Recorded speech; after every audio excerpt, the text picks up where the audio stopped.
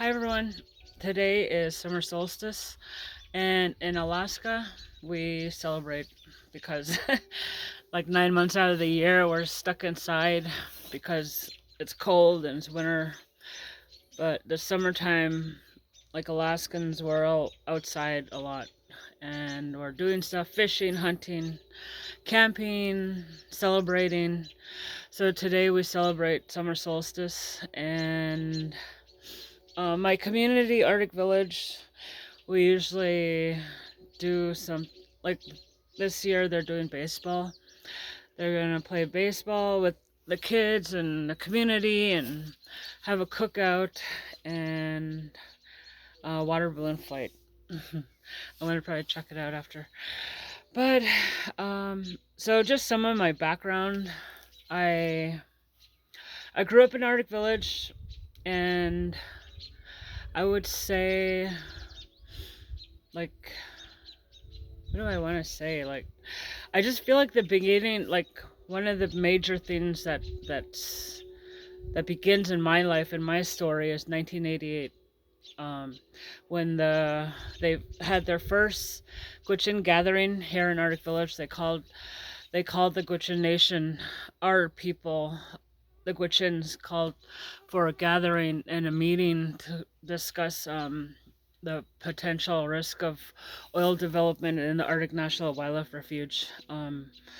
And I was 10 years old at the time, so I didn't know what was going on. I just knew there was a lot of people around and they're celebrating.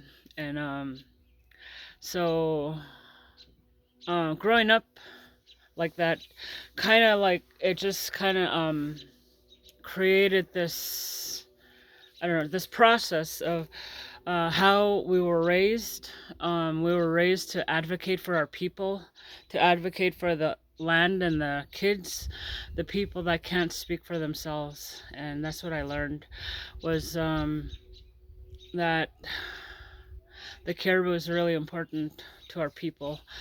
And the villages throughout Alaska and Canada is on the original migratory route of the porcupine caribou herd. And where they have their calves is where it's their nursing grounds, birthing and nursing grounds of the porcupine caribou herd. And we rely on them for subsistence, our subsistence lifestyle. We, it, it saved us from famine back like 100 years ago or more.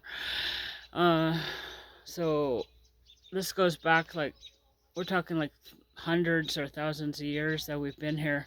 And people, say like, oh, we survived the cold. No, we coexisted with the cold. Our people are strong and healthy and happy. Um, so I just wanted to say that I'm really proud of where I come from, and our land is really beautiful, and that we remain strong. And even though we've, I mean, constantly we're fighting to keep the caribou safe.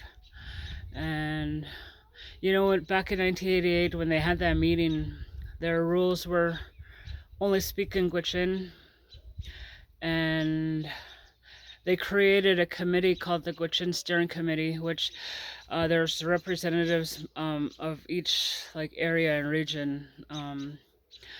So there's a committee that's formed, and they're the ones that help direct uh, and keep up to date with what's going on with the current issue.